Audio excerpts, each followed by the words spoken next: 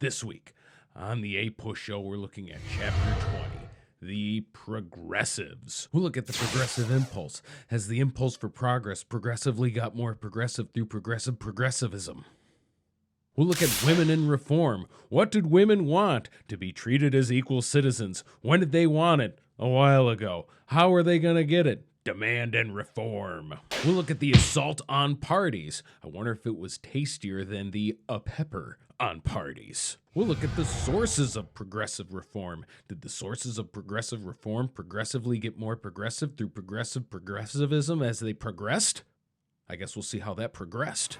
We'll look at the crusade for social order and reform. Hopefully this crusade went a little bit better than the children's crusade of the 14th century, because that was as sad as it was tragic as it was horrible. We'll look at challenging the capitalist order. What were they challenging? Were they trying to change the capitalist order to the lowercasealist order? We'll look at Theodore Roosevelt and the modern presidency. I wonder who would usher in the post-modernist presidency. Some sort of leadership cube who sort of did what we thought it meant in an abstract way. We'll look at the troubled succession. More like unsuccession. And lastly, we'll look at Woodrow Wilson and the New Freedom. And considering how racist Woodrow Wilson was, I'm going to venture to guess that that new freedom didn't apply to everybody in the United States of America, and I have a pretty good idea as to whom it did not apply for.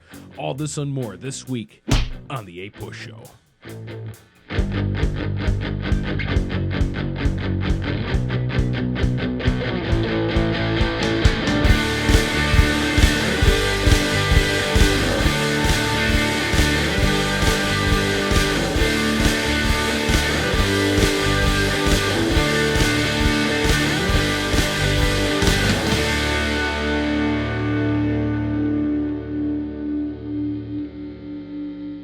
As this chapter's title would suggest, this chapter is all about the progressives. And as you can tell from their name, the progressives were all about... No, they were about progress. They were about progressing society. People began to push back against the late 19th century idea that capitalism was the best way and that laissez-faire approaches should be taken. People began to suspect that perhaps a more hands-on approach towards bettering society should be taken, and that perhaps people, society, and the government should take a more active role in improving the lives of everyone within the country. Maybe, Taft. Maybe. Just like any reform-based movement, progressives were not monolithic, which means they all didn't believe in achieving the same goal or in using the same methods. But there were some goals and methods that seemed to attract more attention from progressives than others. One was the anti-monopoly initiative, which sought to do essentially what it sounds like, end monopolies or situations that were essentially monopolies. There was a big push to end the massive disparities in wealth between industrial capitalists and bankers and everyone else by pressuring government to enact regulations to prevent massive amounts of wealth and influence from remaining in the hands of a very privileged few. There also was a big push for acquiring and using knowledge in terms of managing society. As had happened numerous times before during eras like the Renaissance, the Scientific Revolution, the Enlightenment, and other periods, people began to question the way society was managed and favored a more knowledgeable approach rather than relying on patronage and tradition. One of the first and most influential groups to take notice of the injustices of American society in the late 19th and early 20th century were journalists that came to be known as muckrakers. They were given this name by Teddy Roosevelt, who essentially accused them of raking up muck and garbage in their writing and making the world seem stinky and unpleasant. But they would expose many of the evils of industrial capitalism at this time and inspire many Americans to take action. Writers like Ida Tarbell and Lincoln Stevens would use investigative journalism to expose unjust practices in things like the railroad industry, the Standard Oil Trust, and corrupt urban machine politics. Their writings would be read in huge numbers, which would inspire massive public outrage and would inspire an entire national movement for reform. Because when there's outrage followed by action, usually there follows change of some degree. Taft here is well aware of this because he voices his complaints very loudly literally every time I feed him.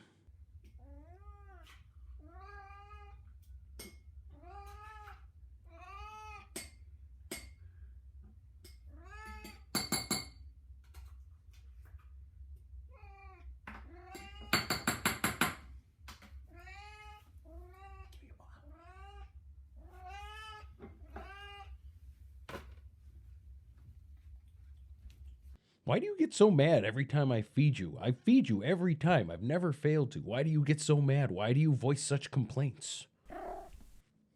Out of this outrage at the evils of society would come various religious approaches at fixing society.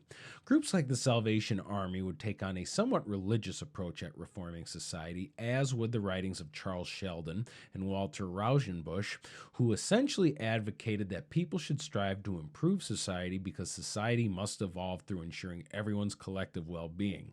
Father John Ryan would work for decades to expand the outreach of the Catholic Church as he took to heart the sentiment issued by Pope Leo VIII in 1893 when the Pope said, "A small number of very rich men have been able to lay upon the masses of the poor a yoke little better than slavery itself." To further counter the ideas of social Darwinists, reformers began to advocate that it was environment rather than genetics that were to blame for the plight of the impoverished. Out of this would emerge the settlement house movement, which sought to remove immigrants from urban situations which found immigrants living in crowded and run-down tenements. In settlement houses, like the Hull House founded by social reformer Jane Addams in Chicago, immigrants, most often women, would receive training and support from mostly young middle-class women. Though these settlement houses would often impose American values at the expense of the culture and values of the immigrants they were meant to serve, they would also inspire an entire profession of social worker, as the field of sociology would emerge at the University of Chicago and then elsewhere at other leading universities nationwide. Fun Waukegan fact: Hull House used to own a big piece of what is now Bowen Park for over 50 years and used to take immigrant kids up to Waukegan for camp to have a nice retreat from the city. And as the emergence of the study of sociology and social work would suggest, a growing interest in using knowledge and expertise in solving society's woes would emerge during this period. Some, like economist Thorsten Veblen, would advocate that the economy should be run by a group of highly trained engineers and scientists who would possess the knowledge and experience to do what is right for the whole rather than relying on pure market economics. And as we saw in chapters 17 and 18, this era would be the era of the growing middle class, as a class of professionals would emerge in sales clerks, teachers, doctors, lawyers, middle managers, accountants, all sorts of technicians, and other skilled labor positions.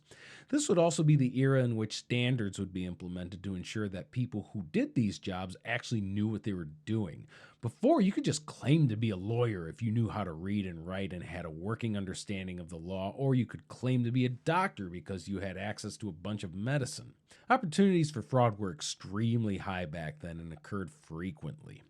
One of the first professions to establish standards was the medical profession. Many trained doctors would organize themselves to form the American Medical Association. By 1920, nearly two-thirds of all doctors belonged to this organization, which is kind of horrifying to consider that you had a 1 in 3 chance of having a doctor who was in no way qualified to treat you. But with the American Medical Association, doctors would be required to be trained at medical schools, which would only improve their methods and therefore the overall health of the nation. Other professions would follow suit, as lawyers would create state bar associations and businessmen would create the National Association of Manufacturers, as well as the United States Chamber of Commerce. Though these types of organizations did wonders at ensuring that only qualified professionals would be allowed, they would also be used to exclude people who were otherwise qualified. It was not uncommon for these professional organizations to exclude blacks, women, and immigrants. They would also sometimes limit the amount of people admitted in the profession to keep the demand for their services high. As for women, well, this was still the United States in the early 20th century, so either by law or by custom, women were effectively shut off from many professions. Though a very select few women would become doctors, lawyers, scientists, and other highly skilled professionals, most would be directed towards more helping professions such as teachers, settlement house workers, or nurses. Nearly 90% of professional women at this time were teachers, and for black women, a substantial market existed for teachers in segregated schools for African American children. And on the subject of women, we'll take a look at the massive And on the subject of women, we'll take a look at the massive yet somewhat peculiar role that women took in the progressive movement. Massive in that they were huge leaders and participants in the reform movements, peculiar in the sense that there were so many forces working against women at this time. Maybe it was kind of an Incredible Hulk thing where the more things worked against women, the stronger they got. Though they didn't quite turn green, but photos were in black and white then, so maybe they did. The idea of the quote-unquote new woman would emerge during the progressive era. A new woman was typically middle class, educated, and keenly interested in social progress movements. A big reason for the growing role of women in reform movements was that women had a lot more free time than ever before. Still isolated to a large degree within the home, women were having fewer kids, and for a great deal of the time, those kids were at school. Because of this, women were able to dedicate themselves to other pursuits, in particular social justice pursuits. Many educated women also turned away from marriage at this time. Single women like Jane Addams, Lillian Ward, Frances Willard, and Anna Howard Shaw were all single and remained so during their lifetimes. Some reform-minded women lived alone, some lived with other women, some lived in long-term friendly relationships, some even in secret more than friendly relationships that would be referred to at the time as Boston marriages. It also should come as no surprise that the divorce rate rose sharply in the late 19th and early 20th century. Many of these groups that would be formed out of these reform efforts would come to be known as clubs. At first, these clubs were simply outlets for domesticated women's intellectual energies, but soon they took on issues pertaining to social justice. Thousands of these clubs would become organized within the General Federation of Women's Clubs, or the GFWC. As some of these clubs had membership from women from wealthy families, they sometimes had vast funds to use.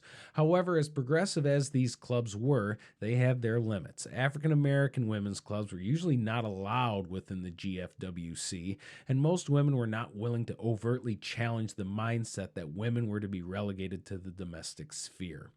But what women did seek to achieve was their own public space, which would not severely threaten the male-dominated social order. Some would get involved in the labor movement as women's trade union leagues would emerge. These groups, like their male counterparts, sought to organize female workers into unions for the purpose for better wages and working conditions. And just like their male counterparts, they would engage in negotiations, strikes, and sometimes confrontations with their employers and the authorities. And perhaps the biggest issue facing women at that time was suffrage. And again, I cannot stress this enough, suffrage means the right to vote. It does not mean suffering. So when someone asks you if you support women's suffrage, you say yes. Right, Taft? Nowadays, it's somewhat difficult for us to understand why women's suffrage was seen as so radical. Again, in this instance, radical means extreme. It doesn't mean gnarly or tubular. Suffrage was seen as radical because back then people worried that this would upend the social order. People worried that if women got the right to vote, their roles as mothers and wives would be jeopardized, divorce rates would skyrocket, children would be abandoned, and people would start treating sexual intercourse like some kind of means of social amusement rather than a means of building a family. To be fair, they weren't totally wrong, as divorce rates would increase, but also to be fair, people should be able to end their marriages if it makes them miserable. But nonetheless, groups dedicated to women's suffrage would pop up all over the country and would be organized under the leadership of Anna Howard Shaw and Carrie Chapman Catt into the National American Women's Suffrage Association, or the NAWSA. The group would explode from 13,000 to over 2 million members between 1893 and 1917. Some suffragists would make the very sound and basic argument that women are citizens of the United States and therefore should be afforded the same rights as any other citizen. But many of the arguments posed by women suffragists were conservative in nature, as they were careful not to appear threatening to male superiority. Women would advocate that as wives and mothers, they had an important perspective that could help improve society. They would add that as wives and mothers, women are more nurturing and thusly could provide a more gentle and maternal mindset to politics. Interestingly enough, the horrific violence of World War I would convince certain politicians that perhaps a gentle female approach to politics would do the world good. Some conservative arguments would go even further towards the right, as they would argue that if groups like African Americans and immigrants were given the right to vote, then certainly women had to have the right to vote too. Suffragists could be incredibly racist even if they were progressive in other areas. More and more states would increase the franchise to women between 1912 and 1920 until in that year, suffragists won the right to vote nationwide in the ratification of the 19th Amendment, which gave women the right to vote. Though this was a huge victory, some women like Alice Paul, head of the militant National Women's Party, demanded more action in the form of an Equal Rights Amendment, which would guarantee all rights for all Americans regardless of gender. Unfortunately, few people in America, including women, felt that this was a reasonable thing to ask for at that time. And the movement reform almost always relies on government because government is one of the only institutions big enough to not only initiate change, but to make sure that change is upheld in the face of many forces that want to see that change go away. Well, at that time, many governments, no matter what level, whether it was local, state, or national, were either very corrupt or just flat out incompetent. And many progressives rightfully figured that they had to change government in order to actually make change within society. There were many early attacks on the forces of corruption and ineptitude in government. Parties like the Greenbacks and the People's Party would try to unsuccessfully break the hammerlock held by Democrats and Republicans.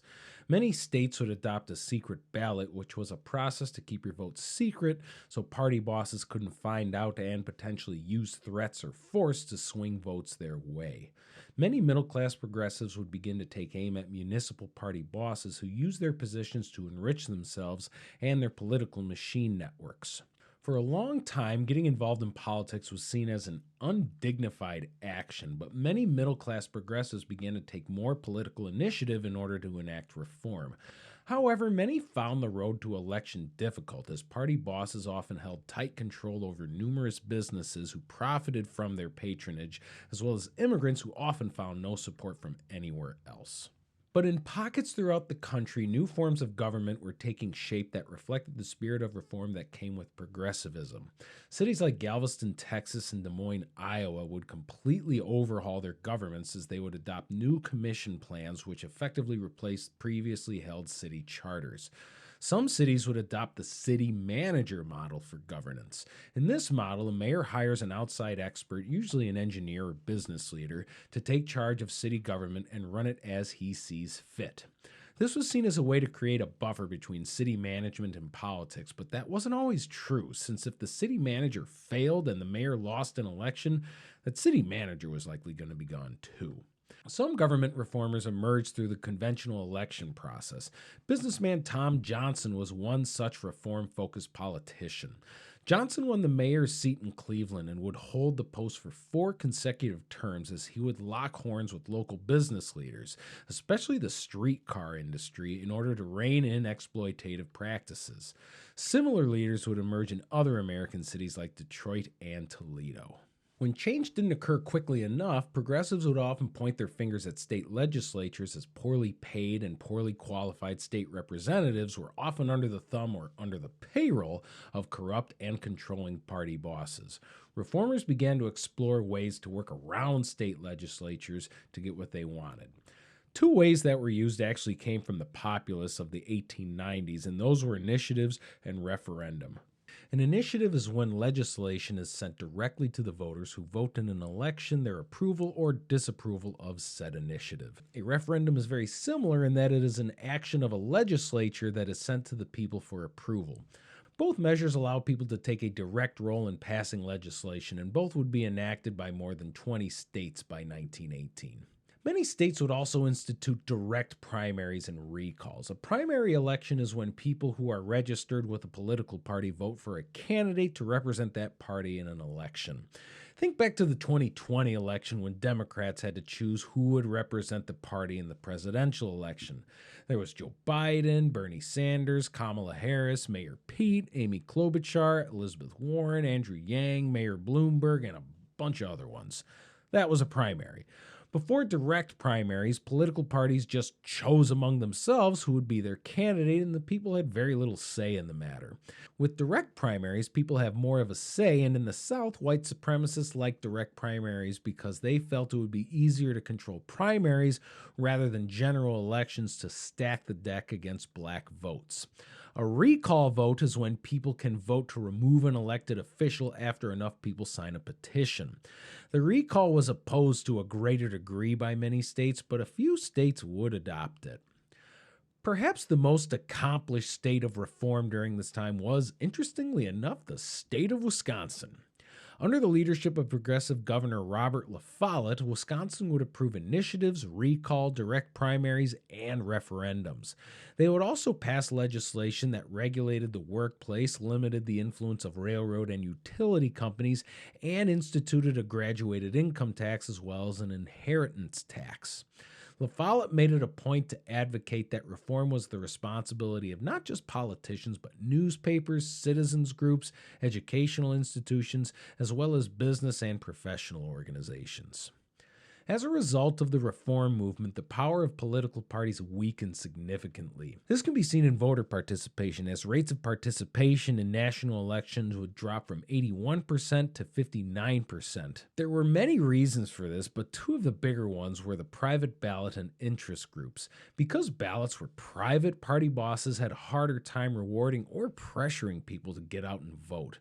Also, because there were more interest groups like professional organizations, farm lobbies, labor organizations, and trade unions, people would be more politically active within those groups rather than in state and national politics. Which brings us to the section of the chapter that discusses the sources of progressive reform. Though the Eastern middle class was largely responsible for the progressive reform, there were significant contributions to progressivism from the working class, from African Americans, from Westerners, as well as party bosses. Though labor often remained removed from the reform movement due to their very warranted distrust of government policy, some labor groups did get involved in reform, as the new Union Labor Party was able to pass child labor laws as well as laws regarding better working conditions in California.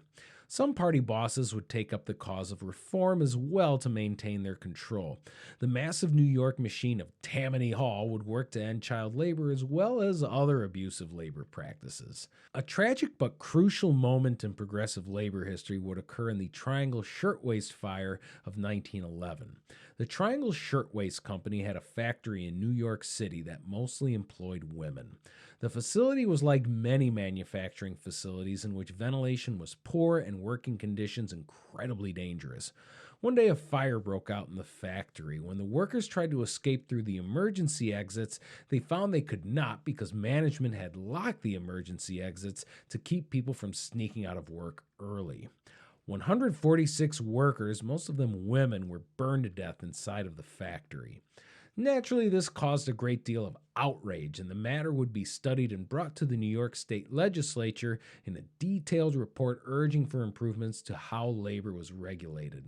With a great deal of support from middle-class and working-class Tammany Hall legislators, pioneering laws that imposed strict regulations on how factory owners maintain safe working conditions would be imposed. The West also saw numerous progressive reform efforts, but most of their focus was at the federal level and not the state level. This is because many of their issues, lots of them having to do with land and water usage, were federal issues, as land and water stretched over multiple states and required federal intervention.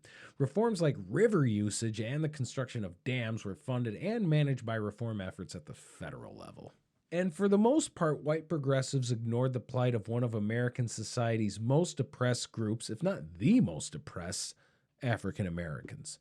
But African Americans did not ignore the plight of African Americans. Though the achievement of reform for African Americans was far less than their white counterparts at the time, and much further less than what they would achieve in the civil rights movement of the 1960s, African Americans would make some progress in changing certain norms within the United States. What is remarkable about this is the sheer difficulty in changing the common racist understanding of white America. Some, like Booker T. Washington, found changing the white consciousness nearly impossible and felt blacks would be better suited learning certain trade skills and learning how to behave within the bounds of what white supremacists would consider tasteful behavior. But perhaps the biggest critic of Washington and his message to black people was the highly educated W.E.B. Du Bois. Du Bois was an incredibly intelligent and educated black professor who attended Harvard University, among other institutions. He would advocate for the full guarantee of rights for African Americans, proclaim that they must fight in order to be guaranteed the same political and social rights within society. In 1905, Du Bois and many of his colleagues and supporters would meet on the Canada side of Niagara Falls to discuss next steps for the movement. They would have met on the American side, but no hotel would have them. What would come from this would be the beginnings of what would eventually be known as the National Association for the Advancement of Colored People, also known as the NAACP. This group would become officially named after a race riot in Springfield, Illinois, as Du Bois's group joined with a sympathetic white progressive group. The NAACP would become the group synonymous with the struggle for African American civil rights, as the group would achieve early success in court cases that declared the grandfather clause for voting in Oklahoma, as well as a segregation law in Kentucky, both unconstitutional, both nearly within a decade of the group's founding. And along with political reform, progressives would also advocate for social reform. And here we see some of the ideas and visions for society that progressives had, as they somewhat envisioned a society in which people completely abstained from consuming drugs or alcohol, remained faithfully married their entire lives, never solicited prostitutes, and never really had to interact with immigrants, because immigrants would be either restricted completely or greatly reduced from entering the country. No, Taft, I don't like this completely either. I think there's some holes with this approach. But proponents of temperance, which is the movement to limit or eliminate alcohol consumption, had their reasons. They were mostly women who had to deal with a society that, on the whole, drank way more than we do now.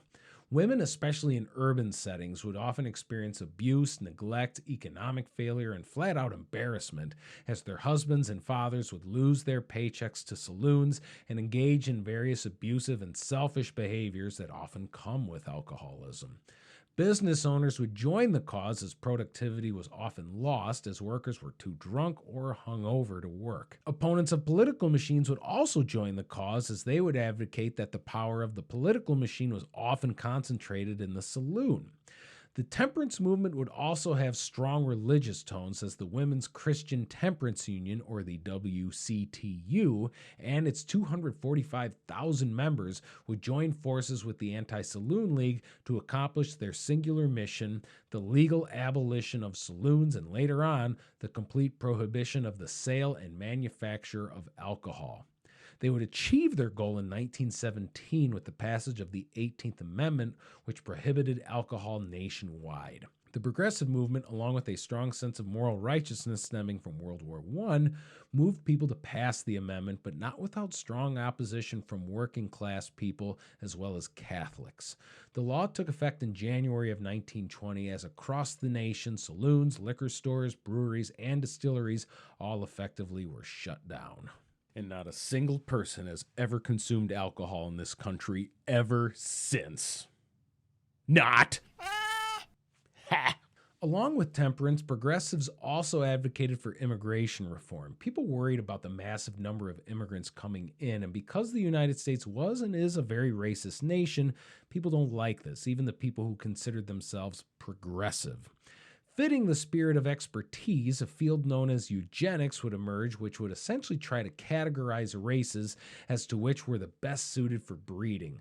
Before, eugenics applied to the breeding of plants and animals, but such scientific tools didn't exist for humans. Eugenic scientists would instead argue that white Anglo-Saxons were the best breeds for human civilization, and people from Africa, Southern Europe, Asia, Latin America, and other quote-unquote mongrelized places should not mix with whites.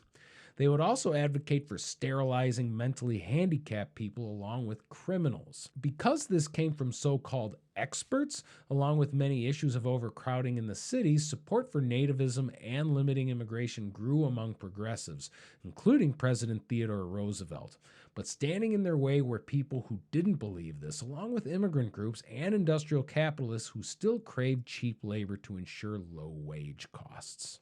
But perhaps the largest issue of public concern in the United States was the issue of corruption of American society because of the excesses of industrial capitalism. And certain people wondered if perhaps certain changes needed to be made in the capitalist society. Some people even ventured to wonder that if the capitalist society should remain at all. Never before, very seldom after, but much closer these days, has the United States come to embracing nationwide critiques and perhaps rejection of the capitalist system. The Socialist Party never did come all that close to challenging the Republican or Democratic parties, but got its largest degree of support in the presidential election of 1912, in which perennial socialist candidate Eugene V. Debs received nearly 1 million votes, mostly from urban immigrant communities and Protestant farmers in the South and Midwest. Socialists would win office in over 1,000 state and local elections and found numerous supporters within various newspapers across the country. Some socialists wanted to do whatever it took to overthrow the capitalist system and establish a socialist system modeled after the writings of German philosopher Karl Marx, whereas some just wanted to socialize major industries. Some wanted to achieve socialist aims through elections, whereas others believed it should be done through militant action. The members of the International Workers of the World, aka the Wobblies, were big advocates of the militant actions. They would often be connected to terror methods like bombing railroads and power stations, as they rejected political action for change. But though they were militant, they were very inclusive, as they advocated for one union for all. Unlike previous unions, they appealed heavily with unskilled workers and found a large following in the West. However, after a failed strike in the timber industry during World War I got many leaders of the IWW arrested in 1917, the Wobblies never achieved the level of influence that they had previously attained. But after World War I, socialism took a dramatic demise. Intense government backlash via arrests and deportations of socialist leaders greatly weakened the movement, as did the hostility many in the American public felt because socialists refused to support the war effort. Many Americans no longer embraced the radical spirit of socialism, which was no accident considering the efforts taken by the American government as well as the industrial capitalists to vilify socialism and modestly reward some of those who embraced capitalism. Though the socialist movement largely failed, progressives retained a strong impetus to reform the American capitalist system. They would set sights on ending the practice of massive corporations that eliminated competition and engaged in some of the most exploitative, predatory, and at times downright evil business practices. One particularly effective critic of the bigness of corporation was a brilliant lawyer by the name of Louis Brandeis. Brandeis and others would argue that corporations had become so big that they became inefficient because there was no real competition, and that they became abusive since no one could challenge their abuses. Others would argue that large corporations were good things and that competition led to disruptions and inefficiency. But these more moderate progressives would argue that good trust that provided for American workers and consumers should be encouraged, whereas bad trust that took advantage of workers and consumers should be regulated. One of those progressives was President Theodore Roosevelt.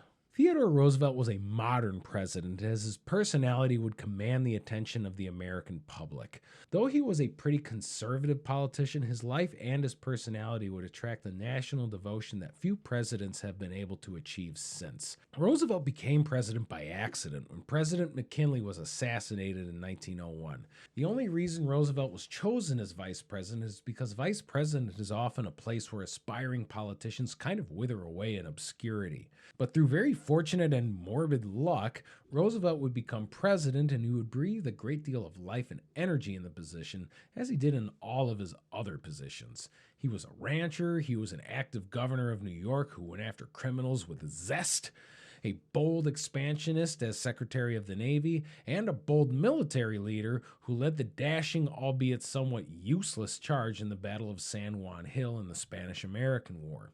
But despite his bold character, he was a very cautious politician who more often than not aligned with the wishes of the Republican Party bosses. Roosevelt would ally himself to the cause of progressivism, but only as a means of improving society slowly and without infusing radical change. His vision of federal power as it pertained to regulating the centralization of business was that of investigation rather than direct confrontation. However, he would develop a bit of a reputation as a buster of trusts, or a trust buster, when he invoked the Sherman Antitrust to break up the Northern Securities Company. The Northern Securities Company was a railroad monopoly owned by J.P. Morgan and others. Morgan found Roosevelt's actions baffling, as he was used to a cozy relationship with previous presidents. Roosevelt would file more than 40 antitrust suits, but his commitment to stop the increased concentration of business was limited at best, as the trend would continue under his watch. He would have an on and off relationship with labor, as he was able to effectively arbitrate some labor disputes, but also was more than willing to offer federal troops to assist in the breaking of strikes. Though a deft political balancing act, Roosevelt won re-election in 1904. As he campaigned, he promised people a square deal, which was a reference to what he was able to achieve in the anthracite coal strike, and with both management and labor had to compromise. He first tried to appease reformers by invoking the powers granted by the Interstate Commerce Commission to rein in the railroad industry. When that failed, he tried to get Congress to pass more effective legislation. Congress would pass the Hepburn Act, which was widely criticized as ineffective at imposing any sort of regulations on railroad companies. Roosevelt would find success in passing the Pure Food and Drug Act, which helped to regulate medicine and food after investigations like the one conducted by journalist Upton Sinclair exposed how foul and dangerous the process of meat production actually was. However, Roosevelt would mostly fail to achieve other reforms like the 8-hour workday, compensation for victims of workplace accidents, stock market regulations, and others. One of Roosevelt's most enduring legacies is what he was able to achieve to conserve the American natural world. He would use his federal power to seize numerous lands as federal property to be designated as part of the National Forest System. This would preserve large degrees of natural land, but would also further anger conservative Republicans who were already upset about the reform efforts Roosevelt had previously taken. Roosevelt would grant aid to the West for the purpose of development in the form of the construction of dams as well as irrigation projects, which were initiatives taken by Western progressives. Roosevelt would further alienate conservatives with his commitment to wildlife preservation, when national forests would remain federally protected and therefore unavailable for development. But Roosevelt's commitment to preservation would be called into question in the Hetchy controversy. The city of San Francisco was growing tremendously, and citizens there began to worry that they didn't have enough water. A seemingly perfect solution was to construct a dam in the Hetchy Valley to create a reservoir to supply the city. The problem was that preservationists adored the Hetchy Valley, as it was one of the most scenic natural landscapes in the country. Ultimately, preservationists lost, and the construction of the dam began after World War I. Despite reforms, the economy could not prevent yet another recession in the Panic of 1907. Business leaders falsely claimed Roosevelt's reforms were to blame for this, and Roosevelt had little choice but to turn to the suggestions of J.P. Morgan to solve the issues of recession. Essentially, Morgan's solution was to use his control of New York banks to use the U.S. Steel Company to buy shares of the Tennessee Coal and Iron Company, which were being held by a very struggling bank. This would infuse capital where it needed to be infused, few banks would have to fail, few businesses would have to end, and few fortunes would have to be ruined. All Roosevelt would have to do is promise Morgan that he'd lighten up on his antitrust policies, which he did. By 1908, Roosevelt may have been able to win yet another election, but he fell out of favor with Republican Party leadership over his so-called radical policies. Plus, he promised the people he would end his presidency after that term. He would not seek another term and would retire from politics for a while. Which brings us to Taft. William Howard Taft the Human was Teddy Roosevelt's hand-picked successor to succeed him after Roosevelt stepped down from the presidency in 1908, which pretty much guaranteed that Taft the Human was going to win the election of 1908.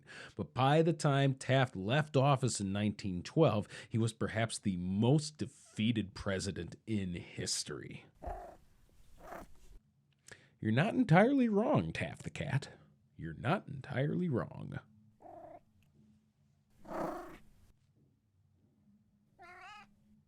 Taft the Human's presidency got off to a rocky start as he attempted to lower tariffs, which was a long-time desire of progressives. He would pass the Payne-Aldrich tariff, which lowered tariffs but barely, and in some cases tariffs went up. Taft the Human would then upset progressives in the Ballinger-Pinchot dispute. Richard Ballinger was appointed by Taft the Human to head the Secretary of the Interior. Ballinger was a conservative lawyer who had a reputation for corruption. Ballinger would then be accused by Gifford Pinchot and Louis Glavis of selling public coal lands in Alaska to private interests. Taft the Human would study the case and determine that the allegations had no merit and fired both Pinchot and Glavis. Progressives were outraged and Taft the Human had lost their support, perhaps forever. Taft, your thoughts? During all this, Roosevelt was away killing wild animals in Africa and touring Europe. When he returned, he became furious at Taft the Human for what he had done in regards to damaging the Republican Party as well as the conservation effort. At a speech in Osawatomie, Kansas, Roosevelt outlined a new platform that he called New Nationalism. Essentially, Roosevelt leaned further into the progressive movement as he would advocate for tighter restrictions on business, a graduated income and inheritance tax, regulations on labor, among others. But he did not declare that he would run for president yet. Progressive candidates were finding success nationwide as progressives in both the Democratic and Republican parties would win elections. However, Democrats were gaining greater success as they were able to win control of the House of Representatives in 1910 for the first time in 16 years. Roosevelt stayed out of the race until two events compelled him to run. First, Taft the Human's administration filed a lawsuit claiming that the acquisition of the Tennessee Coal and Iron Company in 1907 was illegal. Roosevelt was upset because he believed he didn't do anything wrong. And also, Wisconsin Senator Robert La Follette was tapped to be the next presidential candidate, but suffered a nervous breakdown. With La Follette out, Roosevelt was back in the race. The race would pit Roosevelt and Taft the Human against one another and would prove to be the undoing of the Republican Party in the following election. Roosevelt had a great deal of support, but because party leaders still didn't like him, Taft the Human would be chosen at the convention. Before the decision was final, Roosevelt led a large portion of his followers out of the convention to form a new party, the Progressive Party. The party ran on the more progressive approach taken by Roosevelt in his New Nationalism speech, and even had a nickname after Roosevelt claimed he felt fit as a bull moose. The Bull Moose Party was born. In our last section of the chapter, we'll look at two types of progressivism go head-to-head in an unequal contest, as the election of 1912 would prove to be one of the more pivotal moments in American history. Running against Roosevelt and Taft the Human was former governor and Princeton University president Woodrow Wilson. Wilson would become the progressive candidate of the Democratic Party and would adopt the type of progressive approach championed by Louis Brandeis in that big business was to be broken up in order to encourage competition. He would call this approach New Freedom, which was to counter Roosevelt's New Nationalism. With the Republican vote split between Roosevelt and Taft the Human, Wilson won easily. Taft, thoughts?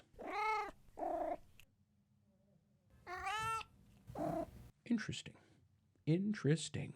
As president, Wilson was forceful and bold. He maintained firm control of his cabinet and surrounded himself with only the most trusted advisors. One of his first initiatives was to lower the tariff, which he did successfully.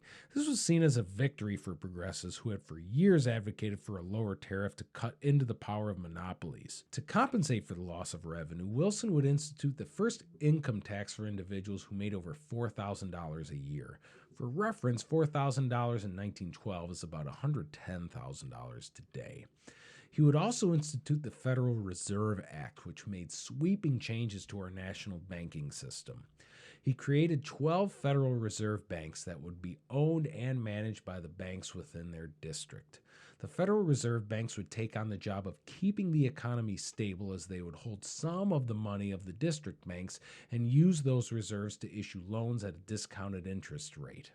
The Federal Reserve, aka the Fed, would also issue Federal Reserve notes that would become our nation's currency.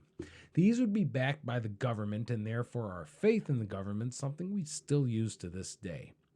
Federal Reserve banks would be able to send money to banks in trouble and would be managed by a Federal Reserve Board appointed by the president. Nearly 80% of all banks would be incorporated into this system by the late 1920s. After the passage of these laws, Wilson kind of assumed he had done all he needed to do for New Freedom. He was ready to set back, continue to allow black people to be oppressed, and wait until he had to run for re-election again in 1916. However, when the Progressive Party supporters split away and began to vote Republican again, Wilson realized he had to do something in order to get reelected, thus prompting a second wave of reform. First, he would appoint progressive lawyer Louis Brandeis to the Supreme Court, marking the first Jewish person to serve on the nation's highest court. He would then reform how farmers get credit along with federal workers' compensation. But he would also achieve the passage of child labor laws in a somewhat unusual way that expanded the power of the federal government. Early attempts to end child labor failed in the Keating's-Owen Act as well as another act, as both were deemed to be unconstitutional. But Wilson would finally find a way in the Smith-Lever Act, which essentially gave federal money to states that promised to enact agriculture extension education. Basically a promise to ensure children were in school rather than at work in exchange for federal money. This would set a precedent for continued growth of the federal government over the United States and its economy. And that about wraps up our examination of the Progressive era. Hopefully you have a better sense of who the Progressives were, what they were trying to do, what they succeeded in accomplishing, what they failed to accomplish, and what people they failed to accomplish in the United States at the time. Tune in next week as we will look at the United States in the Great War, which is really not all that great if you had to fight in it. For everybody else, it was okay, I guess, maybe. I don't know. We'll see next week. On behalf of William Howard Taft, the cat, and myself, thank you guys so much for watching. And don't forget, we got to keep pushing, G.